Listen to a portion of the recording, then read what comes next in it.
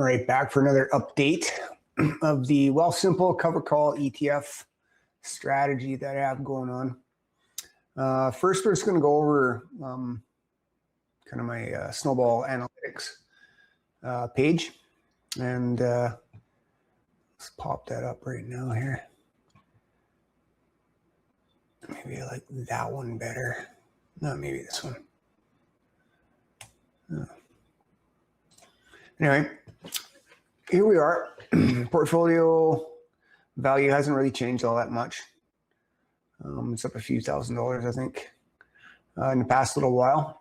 The market's come back a bit, but I've also got some dividends in, and I have done some purchases. I had a bunch of cash also kind of in this portfolio, just hanging out and doing nothing, right? So I also allocated that to some funds that we'll go over here shortly. So this is what it's looking like. Like I said, cash is down to 7,000. I think it was at 24,000 there last week, but I deployed the cash, if you will, to a bunch of funds. Oh, wait a minute here. There, funds. So as you can see, there's quite a bit more funds in this portfolio. And we'll go with the holdings. A good list of holdings now. Go over the transactions here, what I did, what purchases I made in a second here. Everything looks, well, there's a bit of green and a bit of red. It's Friday, July 10th, so, and I think the markets are closed now. So this is what the day became of the day. Transactions. This is a transaction I did throughout the week. Now I ended up purchases on July 3rd. So I ended up buying some Palantir, put $4,000 into that. HHIC, $4,000 into that. I did purchase some more Biggie, $4,000 in that. This is all my RRSPs. To my RRSP, it's the TFSA I haven't added anything to lately. I usually do that on my paydays from work. MSTE, I just topped up some MST to a round off number. I think I've got 5,000 MST in my RRSP now, so it was pretty close to that already. So I just thought I'd top it off for a nice round number. I threw $2,000 into Oily, just to kind of diversify and level out my my NAV erosion. And I also bought Utes too, $4,000 for Utes. Dividend calendar. Now, as of for July, you can see here July, I have projected to earn $943.37. So far, I've been paid $746.63, and I'm still waiting on $196.74. And here is the pay. Here are the paydays. So I got HHIS, MSTE, and my VU and Vanguard dividends on the 6th. Total $636.95. And then on the 9th, I got my Biggie payment, Canny, and Easy for $109.68. To round off the month, though, I'll have another distribution day from Biggie, Canny, and Easy. This Biggie distribution has gone up considerably because I made a pretty big purchase and bumped my numbers up on Biggie quite a bit over the past little while. So it went from $25.05 up to $112.11. So pretty happy about that. For next month, projection is $1,310.56. And these are the days that I'll be getting paid. Just love it. I love this calendar.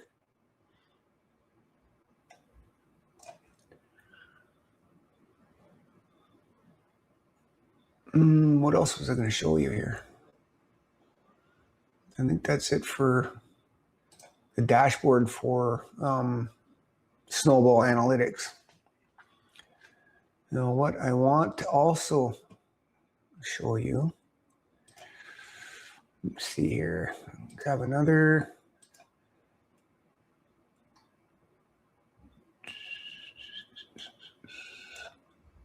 Just a second here, I got two.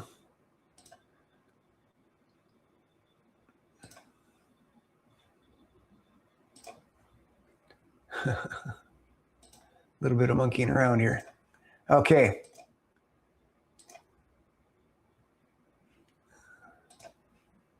Sure. Now, I did some thinking, and I want to balance out my cover call ETFs to certain proportions. So my core ETFs, these are the stable ones with lower yields. I want about 50% of the cover call ETF portfolio to be 50% these core ETFs. And then 30% will be the boosters, the booster ETFs. These ones are a little higher yield, a little bit more volatility, up and down type stuff, at risk for a bit of NAV erosion. And then for my juicers, I have that selected for 20%. And at the current moment, these numbers are all out of whack. So my core is at 34.4%. My boosters are at 33.5%, and the juicers are 31.9%, more or less. Now I've got the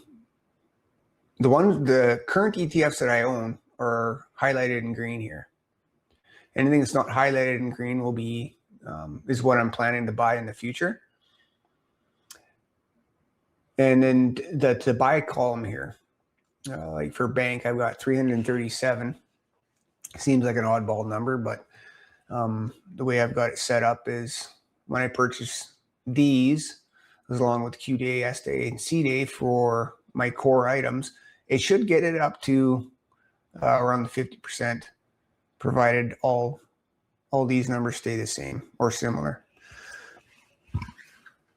Now the 50%, 30%, and 20%, they're going to be moving targets all the time, depending on current price, etc. So it'll just be more of a reference, right? There won't be necessarily a hard line I got to stick to it. If the numbers get too out of whack, too off of what the target is, then there might have to be some adjustment as in rebalancing or purchasing or selling in one or a few of the groups. It'll be pretty fluid the way I do that, but these are the targets that I kind of want to keep. Now, the overall Wealthsimple portfolio, because I have some growth ETFs in there, Vanguard ETFs, VUN and VDY. I also have what I want, a ratio that I want for cover call ETFs and the growth stuff. So that's going to be 50% and 50% of each. Right now, we're at 39.5% for cover calls, and then the growth ETFs are at 60.4%. That was a fighter jet. Anyway, so yeah, it'll be 50-50 by the time I'm done. Now, the idea behind this is to give me an idea to balance this.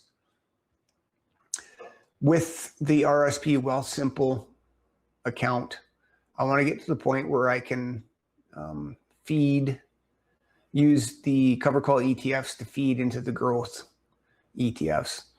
VUN and VDY aren't going to be my only selection of growth ETFs. There's a number of other ETFs that I'd like to buy.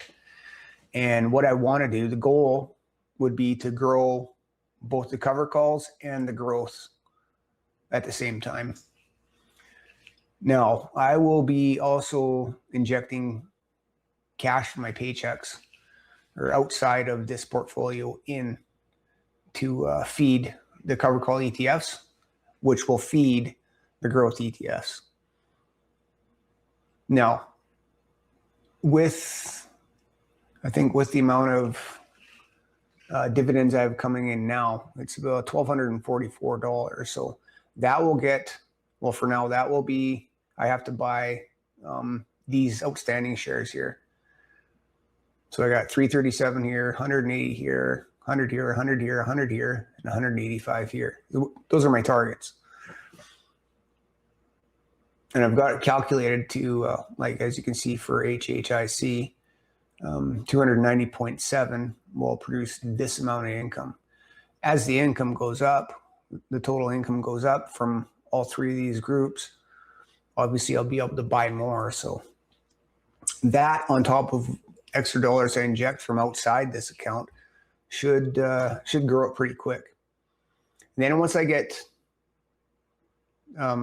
these three groups kind of leveled off and where I want them to be as far as the ratio, I'll start doing the same thing with these growth ETFs, adding to them. Now, they don't necessarily need to be a certain percentage like the way I have this broke down. I'll just kind of feel how they're doing, take advantage of red days and buy when they're on sale, and then just let them grow.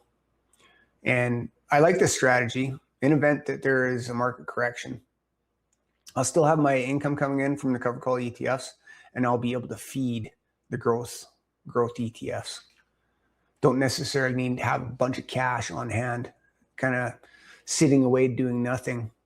I can deploy them to the covered call ETFs, with my core ETFs being kind of the base, the center of what I'll be feeding into the growth ETFs. Eventually, once I get to the point where it's time to retire, I'll be able to deploy these growth ETFs back into the covered call ETFs, and then start living off of the covered call ETFs, pulling an income, and I'll be reinvesting. Like not all of it will be coming out of, like 100% of, say, this value won't be coming out. There'll be, what I need for living expenses, etc. But then there'll also be reinvestment back into there. It's going to be a balancing act, and I'm still learning and trying to figure out how I'm going to do this. I'm sure it'll materialize in the future, but this is my plan so far, kind of based off of this. Now, picking out which of these covered call ETFs I'm going to buy in the future, it'll depend on where the value is. If there's going to be, if they're on sale, what the distributions are going to be. If if the future looks like they're going down in value and distributions may be cut, that'll be a factor. There'll be a ton of factors. Anyway, we'll work it all out when that time comes. But I'm going to use this as my main analytics tool to navigate this sort of thing. I like the way this is kind of shaping up. But what I got to do, this is just a snippet picture from my actual, oh, wait a minute. Can I might be able to, just a second here. I'll stop sharing that. This is all learning.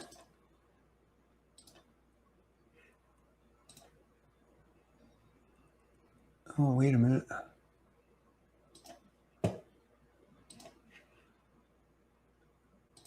There we go.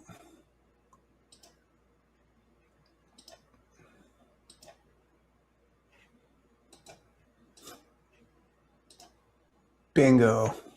See, now I can play with it. So, say for example, 337, enter.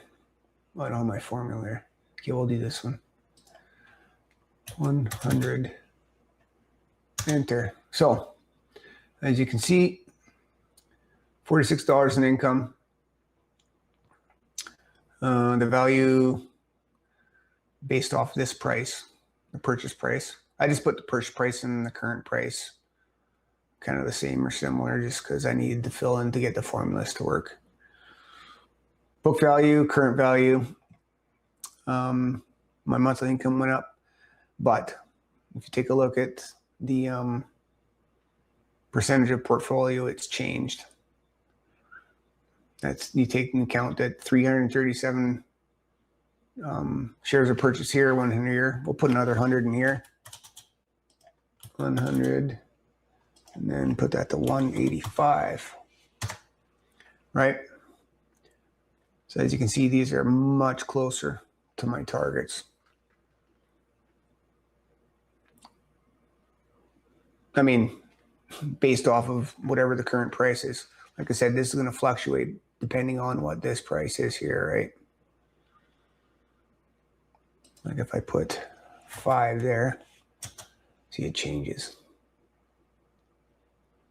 I think it was 11.85. Yeah. So that's, I'll get rid of this because it's not true. Put that back to normal. And there, 0. So yeah, that's what I made up. So I'll be using this as my main tool for getting to my targets, and then maintaining balance in the portfolio and growing it that way. Because I've discovered you can't just start buying things willy-nilly and expecting, you know, consistent growth and preservation of capital.